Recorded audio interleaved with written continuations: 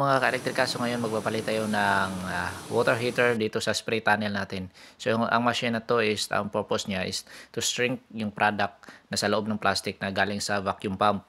So ngayon is nasa 60 degrees Celsius, so supposed to be 85 degrees Celsius yung set point natin. So hindi siya abot yung temperature niya. So yung sinilip natin, so yung mga heater pala is busted, tapos iba yung grounded.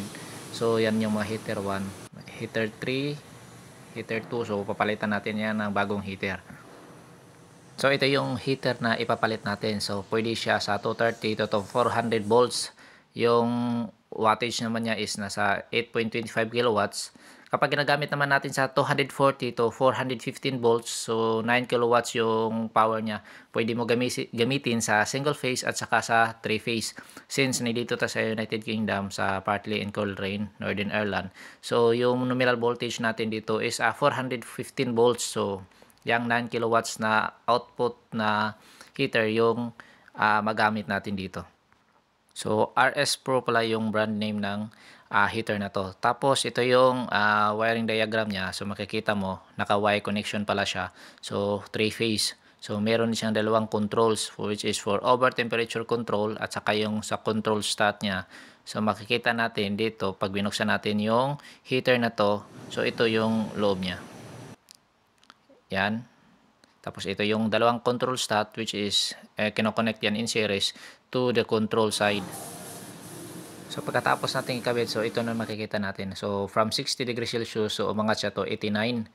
So yan, it's working good na yung spray tunnel natin. Mga ka-elektrika, so ngayon magpapalit tayo ng water heater dito sa spray tunnel natin. So ang machine na to is, ang purpose niya is to shrink yung product na sa loob ng plastic na galing sa vacuum pump. So ngayon is nasa 60 degrees Celsius, so supposed to be 85 degrees Celsius yung set point natin. So hindi siya abot yung temperature niya. So yung sinilip natin, so yung mga heater pala is busted, tapos iba yung grounded. So yan yung mga heater 1, heater 3, heater 2, so papalitan natin yan ng bagong heater. So ito yung heater na ipapalit natin. So pwede siya sa 230 to 400 volts. Yung wattage naman niya is nasa 8.25 kilowatts. Kapag ginagamit naman natin sa 240 to 415 volts, so 9 kilowatts yung power niya, pwede mo gamitin sa single phase at saka sa 3 phase. Since nandito ta sa United Kingdom, sa partly in Coleraine, Northern Ireland, so yung nominal voltage natin dito is 415 volts. So yung 9 kilowatts na output na heater yung magamit natin dito.